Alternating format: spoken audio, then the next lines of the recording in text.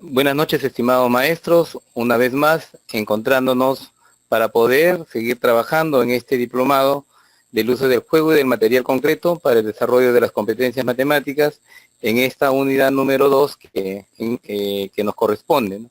Especialmente trabajar sobre los materiales estructurados y los materiales no estructurados, sobre todo como base para la construcción de juegos matemáticos.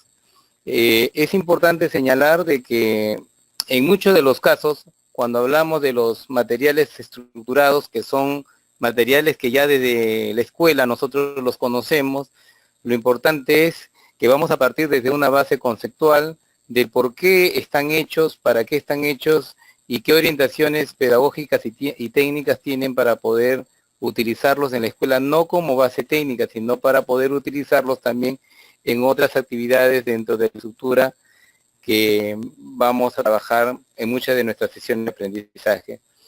Si estos materiales educativos generalmente han sido originados por una naturaleza como estructurados y no estructurados, y sabemos que dentro de los estructurados, ya lo hemos visto en la sesión anterior, aparecen los bloques lógicos, el ábaco, el multibase, regletas de Cuisinier, las regletas de Mecano, podríamos tomar también el geoplano ahí, ¿no? Mientras que los no estructurados tiene que ver mucho con el tema de los móviles, tarjetas, fichas, dominó, ruletas, puzzles. Pueden darse también otro tipo de elementos como juegos de memoria, juego de ludos, en fin, elementos que vamos a ver ahora en esta sección. Cuando hablamos del material estructurado, hay que tomar en cuenta que todos estos materiales ya tienen un fin pedagógico, tienen una acción direccionada porque han sido reconocidos y han sido de alguna manera validados de manera pedagógica o de manera científica, ya que en el accionar de la parte pedagógica tienen una utilidad y en la parte científica cumplen un papel que corresponde sobre todo al conocimiento de la matemática para el área que estamos trabajando. Y se sabe también que todo material estructurado ya viene, ¿no?, con un diseño, ya viene con un molde que se ha ajustado, en este caso, al tema de la manipulación, al tema de la edad del niño, al tema de las características incluso que esos materiales se desarrollan para llevarlos a cabo. Y como se ha manifestado, si tiene un fin pedagógico, es porque los conocimientos a través del material estructurado ya están de alguna u otra manera direccionados. Pero ¿cuál es nuestra tarea en este módulo? Que justamente vamos a tratar de utilizar estos materiales estructurados para darle otra aplicación, darle otra utilidad, tal vez combinando con algún material no estructurado. Dentro de estos materiales estructurados se sabe también de que al acercarse al niño, al estudiante, estos materiales generan mucha motivación y sobre todo el tema a veces complejo de la matemática y que va a permitir que estos materiales tengan una especie de contacto, una especie de conexión, una especie de un generador que los pueda acercar más que todo a la matemática. Y cuando nos preguntamos, pero ¿qué relación tiene el material estructurado con la matemática en realidad o con cualquier otra área? En este caso para nosotros es porque nos va a permitir de que el estudiante pueda reforzar, pueda regularizar lo que nosotros llamamos pues las ideas, las nociones y sobre todo los conceptos matemáticos que durante el inicial y la primaria sobre todo se debe desarrollar. Ya quizás en el tema de la secundaria trabajar más el tema de definiciones y teorías, ¿no? Este material estructurado también nos va a servir bajo la estructura que vamos trabajando del enfoque de resolución de problemas para poder lograr que el niño o el estudiante plantee, resuelva y argumente también sus problemas. Y hay que tomar en cuenta de que nosotros los maestros deberíamos tener muy claro no solamente el material, sino lo que debemos tener claro es el conocimiento del material, el manejo del material, la aplicación que tiene sobre la acción pedagógica y fundamentalmente el argumento que va a sustentar el conocimiento matemático. Por ejemplo, tenemos los famosos bloques lógicos y que dentro de la utilidad para trabajar en las sesiones de clase muchas veces se ha tomado en cuenta solamente para el inicial y tal vez no se ha tomado en cuenta para el primero o segundo grado de primaria, dado de que su nombre, como se dice, bloques, y hablamos de bloques porque son estructuras tridimensionales, pero sin embargo desde la escuela a veces se le enseña y se le dice, no, que el bloque azul es triángulo, o pásenme el triángulo más chico, el triángulo mediano, el triángulo grueso o el triángulo delgado. En realidad no existe esa conceptualización, porque dado de que son bloques tridimensionales, hablamos de figuras como triángulo, cuadrado, rectángulo, son figuras planas. Por lo tanto, hay que tomar en cuenta mucho el tema del lenguaje matemático o el lenguaje verbal matemático que vamos a utilizar en la escuela, porque esto puede tener su repercusión posteriormente en los grados superiores. Y para utilizar estos bloques, ¿en qué nos ayuda posteriormente para la educación primaria cuando esto parte en inicial? De que en realidad se aprende a través de los bloques a reconocer las formas geométricas, clasificar tal vez el tipo de color, el tipo de tamaño, el grosor, poder comparar, ¿no? Lados, poder comparar formas, poder comparar estructuras, y a su vez también nos sirve para poder relacionar o seriar los colores o las formas, ¿no?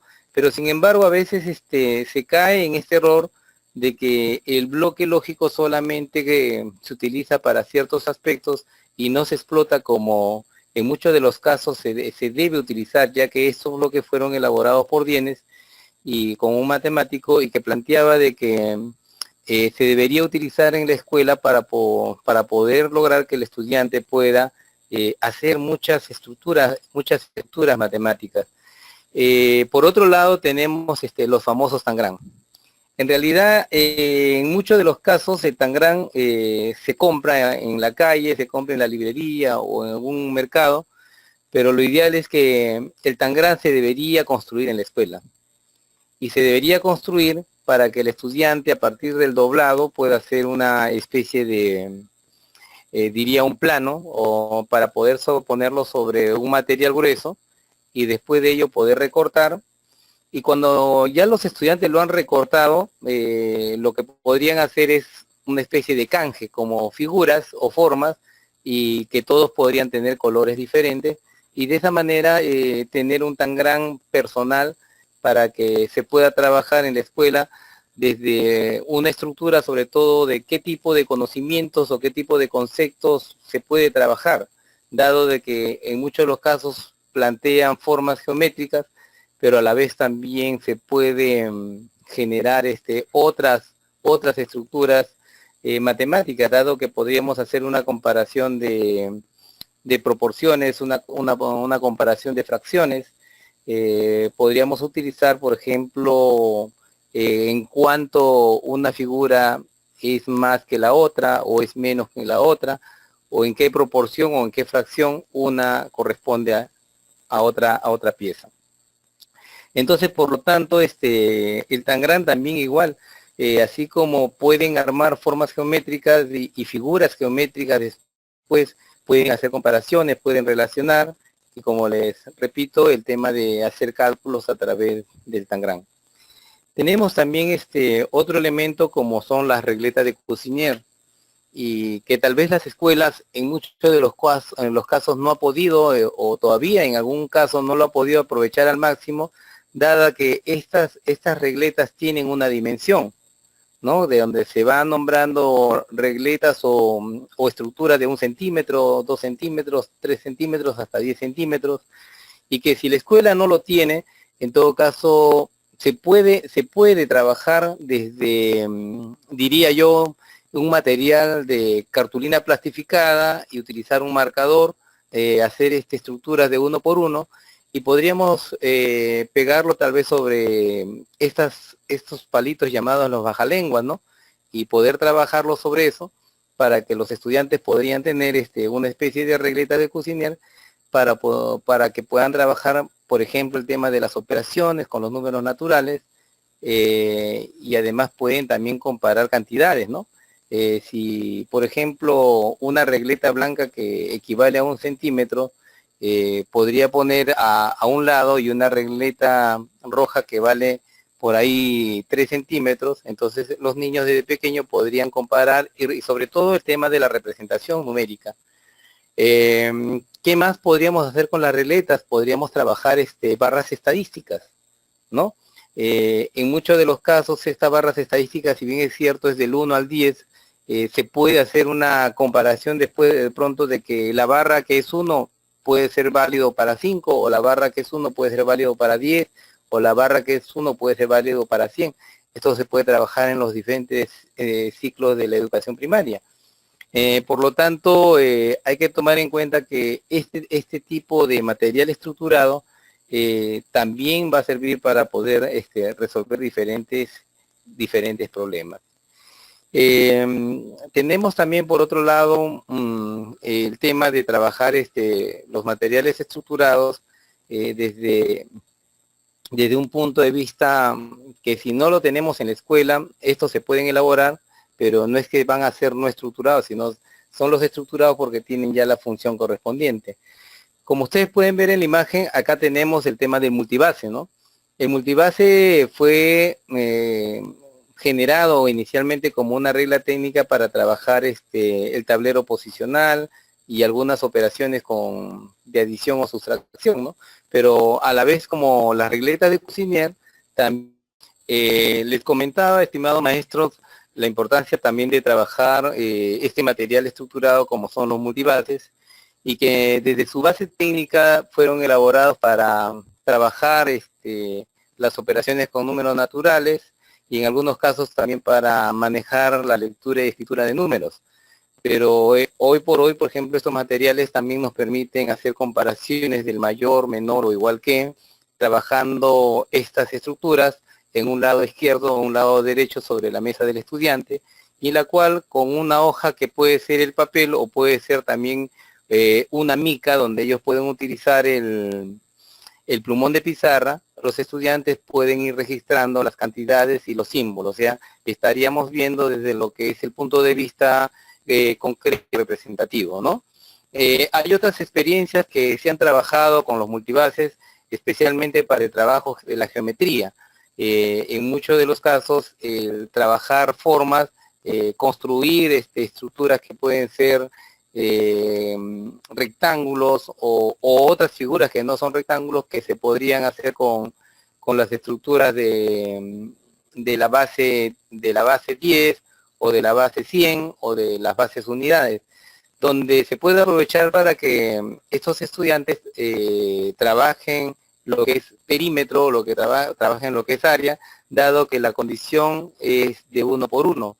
Y tan igual como en la regleta de Cuccinier, ustedes en la escuela también podrían trabajar con el cartón plastificado y el marcador, trabajar dimensiones de 1 centímetro para que los estudiantes pues, puedan desarrollar no solamente todas las estructuras, sino les permita también resolver diversos problemas. Un elemento importantísimo que tenemos como los materiales estructurados y que también a veces no han sabido ser aprovechados en la escuela es el famoso geoplano, ¿no?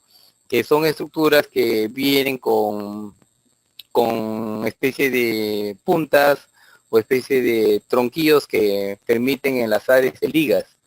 Hay algunos que son de plástico, otros que son de madera, y que se puede hacer desde la escuela también esto para trabajar no solamente el tema de la geometría. Yo les comento la experiencia que a veces cuando los maestros colocan y le dicen a los estudiantes hagan un cuadrado, hagan un triángulo, hagan un rombo o hagan un rectángulo, en realidad al colocar la liga no están haciendo el cuadrado o las otras figuras geométricas. Lo que están haciendo en realidad son formar, ¿no? Formar o tener la estructura de lo que es la forma geométrica, pero no la figura, entendiendo que la figura es un plano, que puede ser pared, puede ser techo, puede ser piso, ¿no? O mesa. Pero cuando se trabaja sobre el geoplano, ahí también viene un tema conceptual que se debe considerar de que más bien desde la forma estructural que se utiliza el geoplano, el estudiante debería llevar a una representación que podríamos tener una ficha donde hay puntos tan igual como en el geoplano, donde el estudiante grafica ya y pinta la estructura que ha formado a través de las líneas. Por otro lado, este geoplano también nos sirve para trabajar el tema del plano cartesiano con las mismas ligas, o el tema también de los ejes de simetría, que llamamos nosotros la simetría axial, la traslación, la rotación, o en todo caso también podríamos trabajar la semejanza y la congruencia con figuras que tengan proporcionalidad. Miren toda la bondad que tiene este material, que en principio no tenía esa característica solamente de hacer las formas geométricas, pero hoy por hoy este material, en las experiencias que sí han podido evidenciar, se puede trabajar para muchas otras actividades que tienen que ver especialmente con la competencia de relaciones, equivalencia, porque podríamos hacer un plano cartesiano donde tal vez el hecho de poner o componer una figura, los estudiantes pueden seleccionar puntos o pares ordenados, ¿no? Otro material que es importante y que en muchos de los casos se trabaja, ¿no?, en la primaria y también en la secundaria, es el famoso algeplano, ¿no?, que son fichas que están construidas en algunos casos de acrílico, otros de triplé, pero tan igual como en la parte de la regleta de Cuccinier, el multibase, también se puede elaborar desde la cartulina plastificada, y sobre todo se puede pegar sobre cartones un poco más gruesos para que pueda tener mayor durabilidad.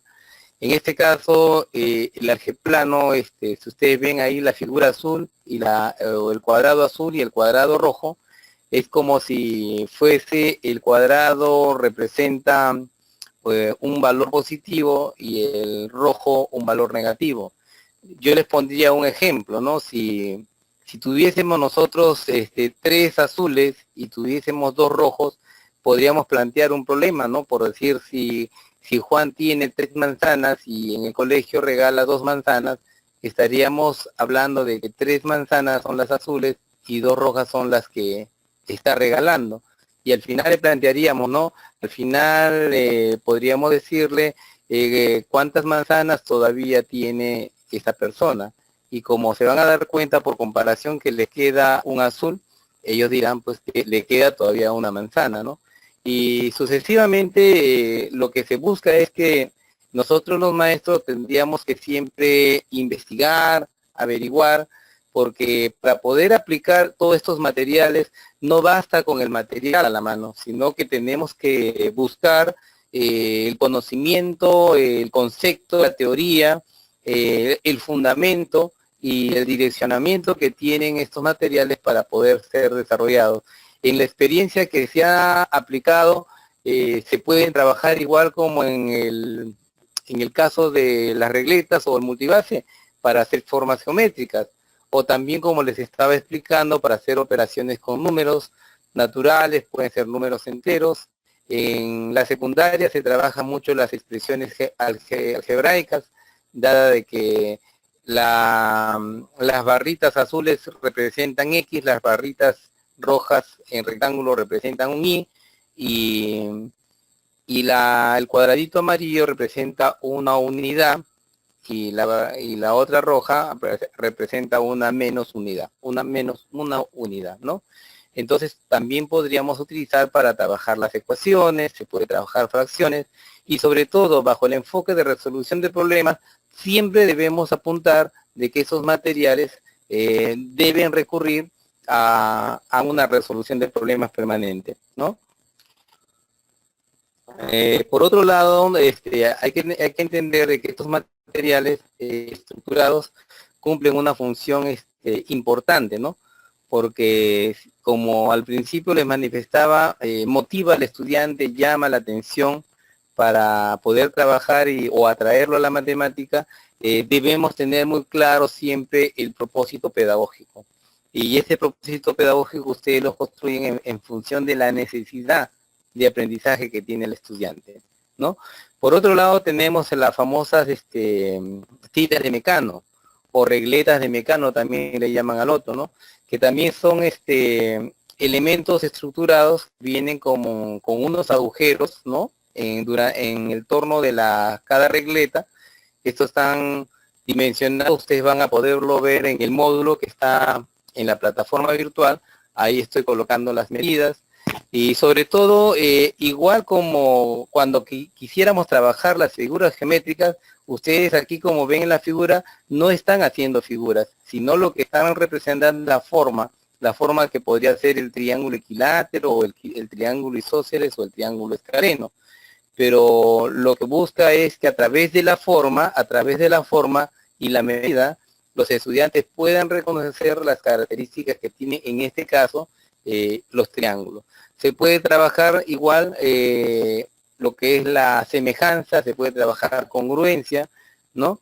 Igual cuando ya han hecho la estructura, lo pueden dibujar sobre un plano, lo pueden pintar, y de pronto pueden hallar áreas, pueden hallar perímetros, y además también hasta estructuras sólidas, ¿no? Podrían hacer un tetraedro, podrían hacer un cubo, y que a la postre esto les permita reconocer si son sólidos, aristas, vértices, ¿no?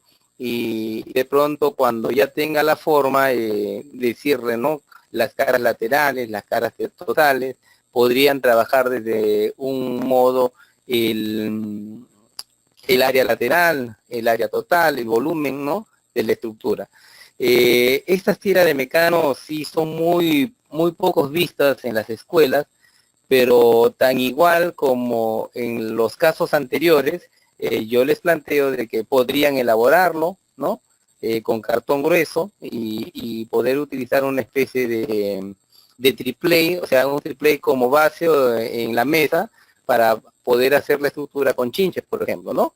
El chinche podría servirnos para poder fijar las formas, de esa manera generar, ¿no? Un aspecto motivador, un aspecto de expectativa, de desafío y reto al estudiante frente a la geometría, que a veces se hace muy fría en la escuela y que los maestros enseñamos a través de una lámina, a través del libro o a través tal vez de una figura, pero muy pocas veces lo construimos, ¿no? Así que en ese sentido ahí tienen una propuesta. Y frente al material estructurado aparece pues la otra posibilidad, que son los materiales no estructurados. Si bien es cierto, los estructurados tienen un fin pedagógico, los no estructurados tienen una intención pedagógica. ¿Por qué motivo? Porque como maestros somos nosotros los que creamos o los que adaptamos o diseñamos.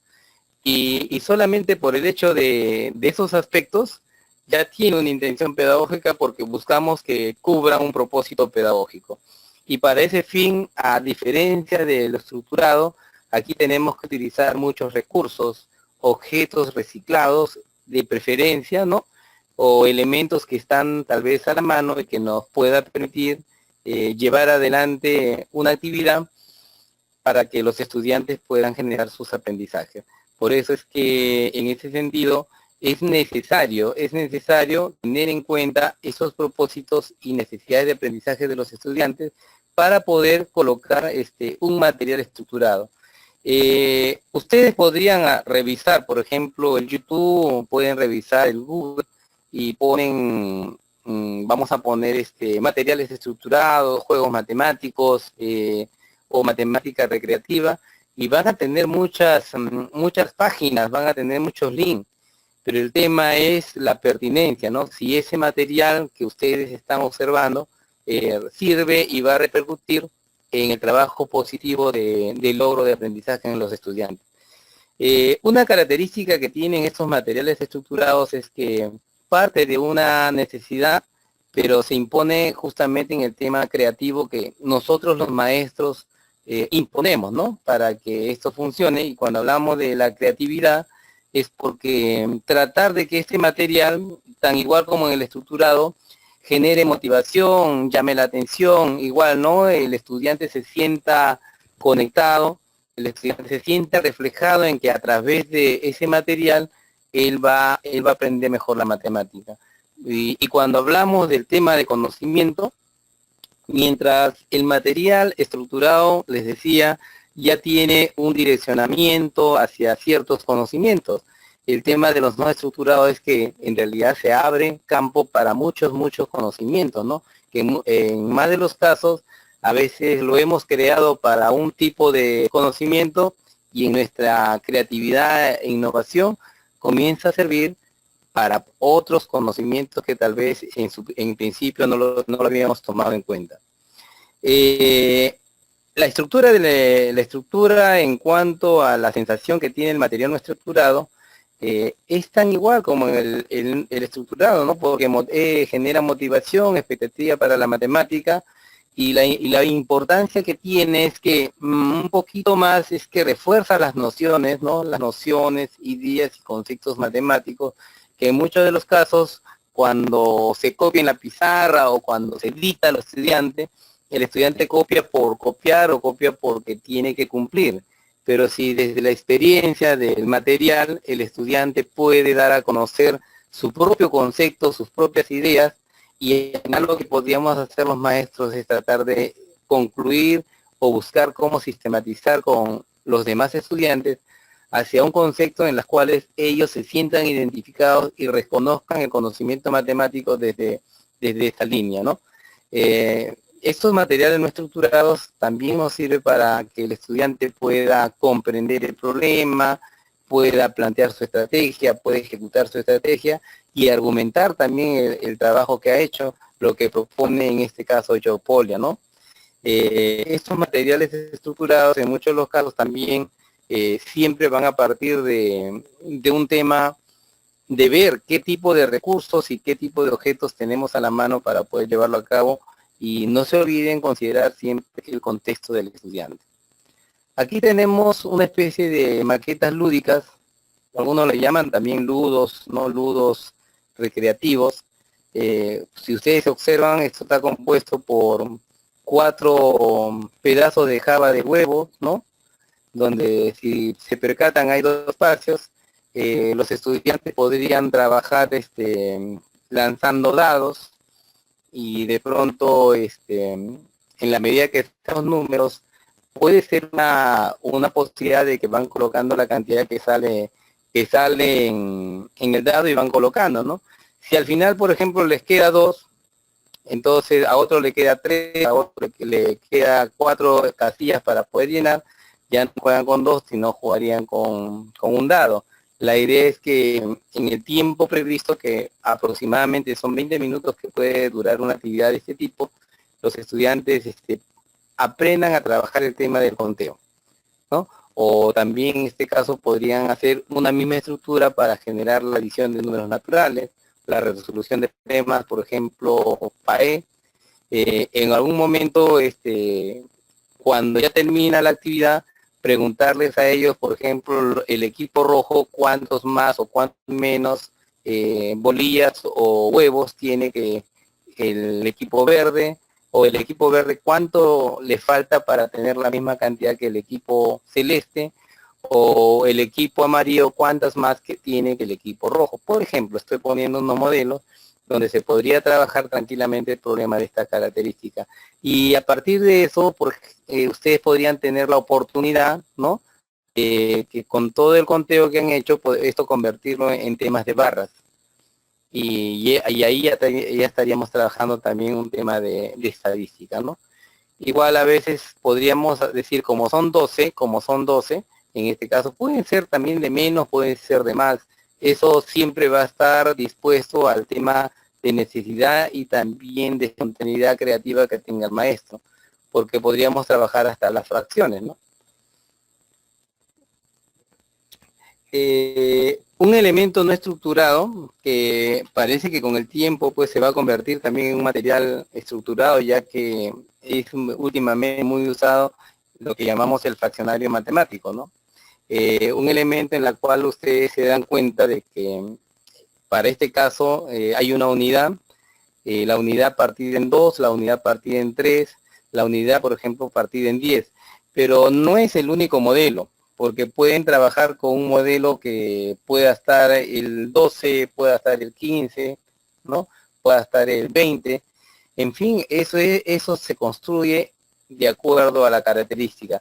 Por ejemplo, en inicial veía una vez un material de este tipo donde trabajaban la unidad, la mitad y la cuarta parte. Pero ¿qué hacía el niño? Por ejemplo, que le partían manzanas, ¿no? Las manzanas en 2, manzanas en 4, o separaba, por ejemplo, una barrita en 2 partes o en 4 partes, y desde esa mirada, muy disimuladamente no le están diciendo al estudiante que está trabajando fracciones, solamente él está entendiendo la palabra mitad, ¿no? Y así sucesivamente podríamos formar nuestro fraccionario en los primeros grados o en los grados o los ciclos siguientes, tomando en cuenta siempre esa necesidad, el estilo y ritmo de aprendizaje que tienen los estudiantes. Sin embargo, esta actividad del fraccionario de manera concreta permite que el estudiante pueda comparar, ¿no? Comparar mayor que, menor que, igual que, o pueda generar una equivalencia, pueda trabajar el tema de la homogenización. Y por decirnos, si yo tengo un tercio, bajamos la barra de un tercio, donde coincide un tercio, ese tercio va a coincidir entre un sexto y un sexto, y el estudiante va a decir que un tercio también es equivalente a 2 sextos, o de pronto va a decir un medio, ¿no? Un medio va a bajar la barra de un medio, la baja y compara que un medio es igual a 2 cuartos, o un medio también es igual a 3 sextos, o un medio también va a ser igual a 4 octavos, o un medio puede ser igual a 5 décimos. Entonces, el tema de trabajar la equivalencia, en realidad lo que está haciendo es cómo también aprender a trabajar un tema de homogenización. Tenemos, por ejemplo, estas partes, como ustedes lo pueden apreciar, ¿no?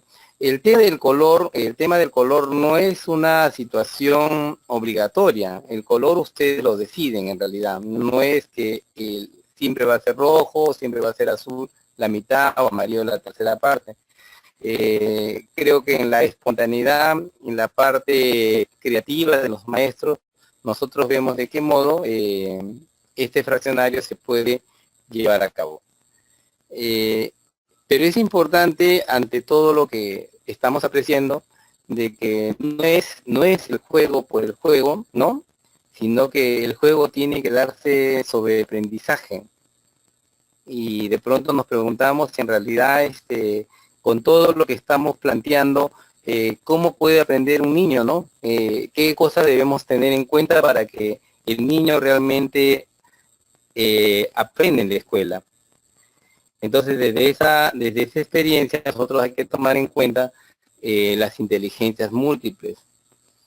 Nuestros niños utilizan algunas inteligencias múltiples desarrolladas, otras que no las tiene desarrolladas, pero sin embargo, a través de la lógica matemática como inteligencia, o a través, en todo caso, diría yo, de la misma matemática, desde el juego, desde la actividad recreativa, podemos ayudar a que pueda ir aprendiendo sobre todo y desarrollando otras inteligencias múltiples, como cuando el estudiante se comunica, el estudiante sistematiza, el estudiante expone a través de los trabajos grupales, estaría desarrollando una parte de la inteligencia lingüística, ¿no? O cuando el estudiante desarrolla juegos, ¿no? En el aprendizaje construye, elabora o tal vez juega con un rompecabezas, usa por ejemplo el tema de la misma tecnología educativa a través de los interactivos. Estamos hablando de que va desarrollando también una inteligencia sinestésica. O cuando el estudiante grafica, por ejemplo, ¿no? Cuando grafica, cuando el estudiante representa, cuando el estudiante hace un cuadro de doble entrada, estamos diciendo que él está desarrollando también una inteligencia, la parte visual, ¿no? Podríamos decir que crea juegos de la enseñanza para incrementar el aprendizaje, porque en realidad la parte visual a través de no necesariamente las láminas, sino el juego mismo, le permite que el estudiante mejore, ¿no? Mejore su percepción con respecto al tema de los contextos y la realidad.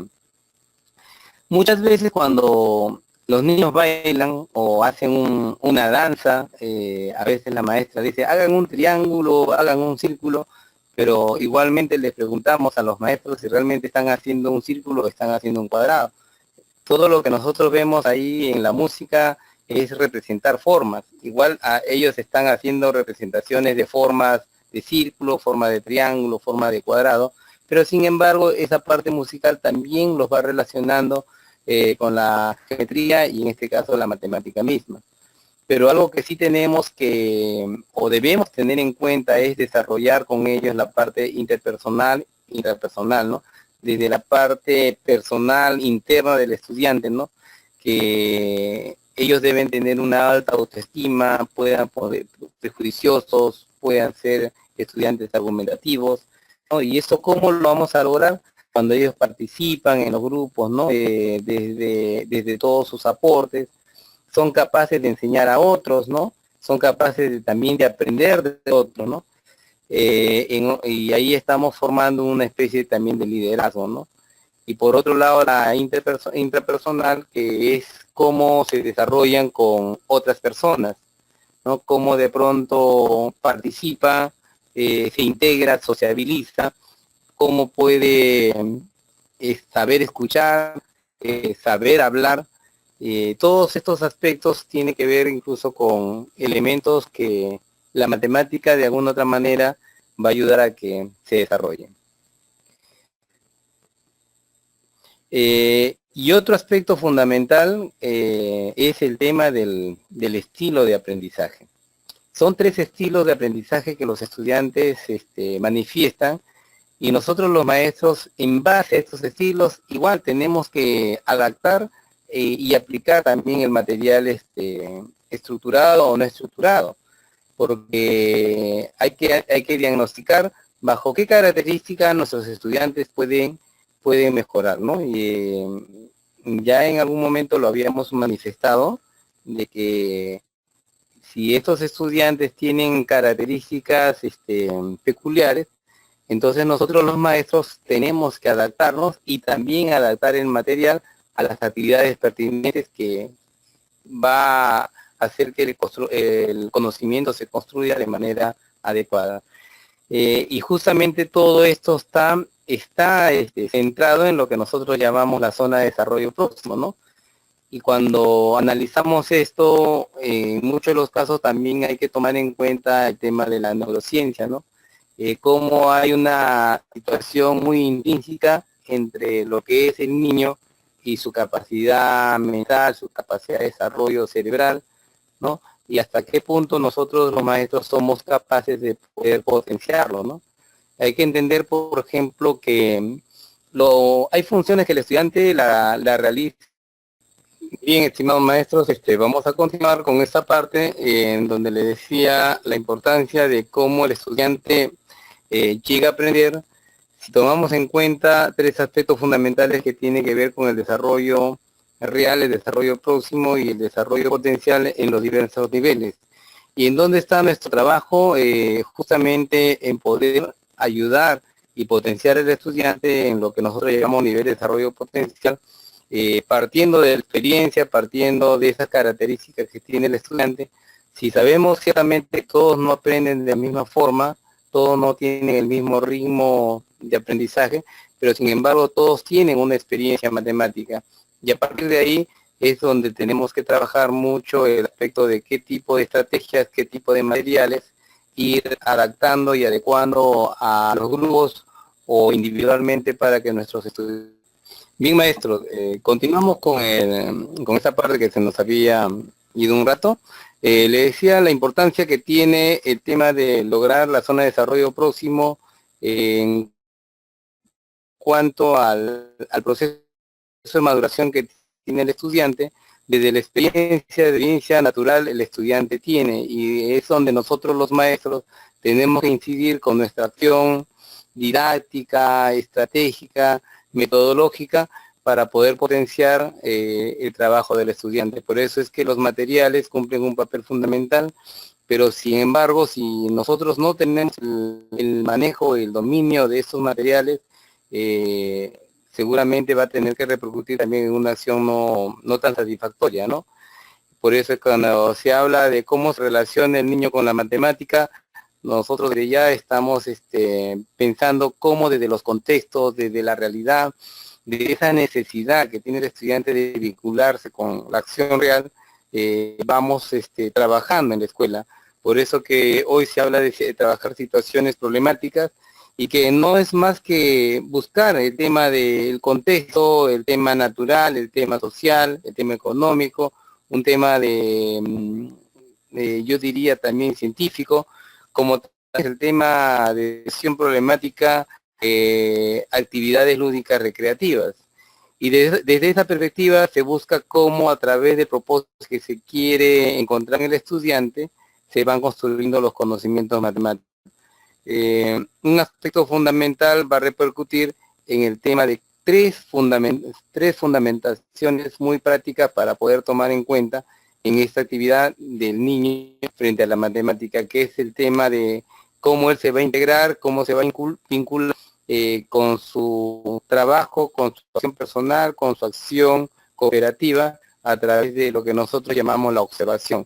La observación es lo que nosotros vamos en realidad a mirar como desempeño del estudiante, cómo ese estudiante está integrado en el aula de clase a través de la acción pedagógica de los trabajos de matemática.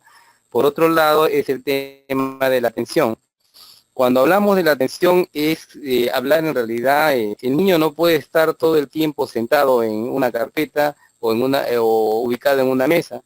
Él tiene que, debe tener actividades diversas en las cuales tiene que estar en actividad permanente, y para eso tenemos que dosificar el tiempo, ver el tiempo en cuanto a procesos y también la diversidad de actividades que nosotros podamos plantearlas para que la clase sea muy dinámica, ¿no? Y dejar, por otro lado, que el estudiante desarrolle pues su imaginación a través de la creatividad, el ingenio, la particularidad que tiene cada estudiante en plantear sus estrategias, plantear sus posibilidades frente a una situación que se está planteando. Es fundamental que nosotros los maestros trabajemos sobre un material, en este caso un instrumento importante, que es una lista de registro de desempeños, donde estos tres elementos debemos trabajar de una manera muy adecuada. Y ya para terminar esta parte, cómo los juegos en realidad matemáticos tienen una repercusión tanto en la enseñanza como en el aprendizaje. En muchos de los casos hay que entender que nosotros como maestros tenemos que partir de la necesidad del aprendizaje y del propósito del aprendizaje. Y si queremos vincular un juego matemático, hay que seleccionar de acuerdo a la pertinencia, de acuerdo a esa característica peculiar que tiene el grupo o el estudiante, ¿no? De tal manera que este juego no sea ni tan difícil ni tan fácil, sino que cumpla el propósito de integrar, sociabilizar y generar los conocimientos matemáticos. Que justamente para que eso ocurra, nosotros los maestros tenemos que conocer el juego, tenemos que dominar el juego para poder aplicarlo, ¿no? Por eso el mensaje que les reiteraba, que no es el juego por el juego, sino el juego tiene que ser por el conocimiento, y el conocimiento por la práctica, y la práctica por la valoración de la matemática que el estudiante va a desarrollar en la clase de matemática. Y por otro lado, cuando se aplique el juego, hay que tener muy en claro las reglas, ¿no? Las reglas de juego y los procedimientos que se van a utilizar para que este juego se haga efecto, ¿no?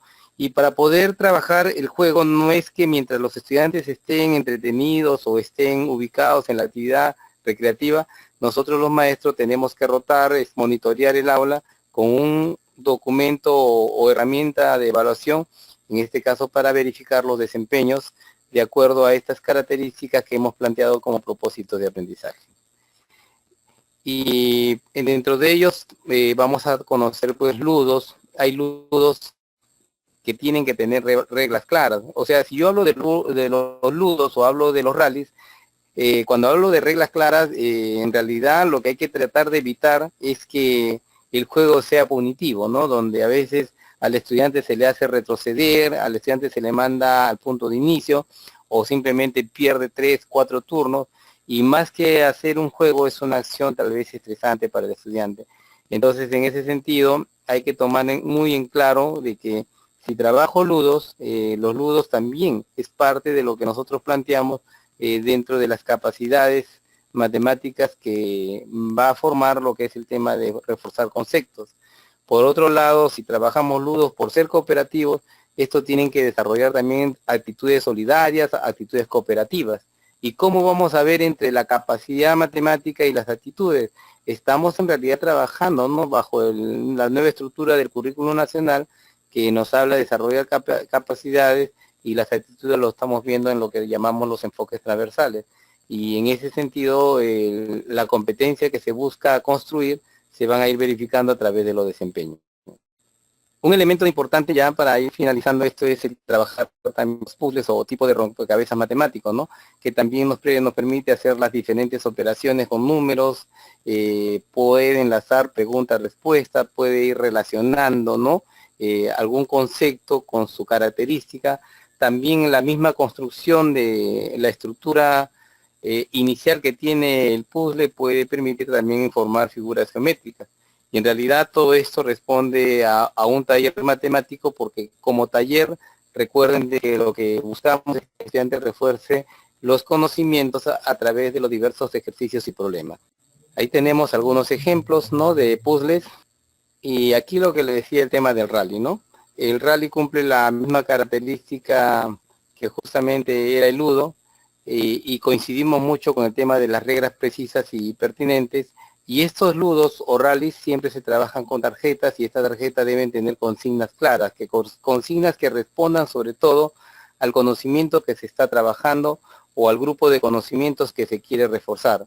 Porque la idea es que a través de esta estructura el estudiante al final salga satisfecho de haber no solamente jugado, sino de haber reforzado el tema característico del conocimiento. Y además permite, puede, que este tipo de juego va a generar siempre una potenciación de ciertas capacidades, habilidades y destrezas matemáticas. Bien, estimados maestros, hasta aquí vamos a ir cerrando el bloque, esperando de que haya sido dentro de las expectativas que ustedes hayan estado esperando. Bien, Edwin, vamos a pasar rápidamente a las preguntas, ¿sí? Sí, comenzamos con la primera pregunta. ¿De qué manera se puede motivar a estudiantes del último ciclo de primaria para aprender conceptos que debieron aprender en los primeros años de primaria? Por ejemplo, tengo una alumna de 6º grado que desconoce los días de la semana, los meses del año, por ejemplo, etcétera, así como desconoce las operaciones básicas.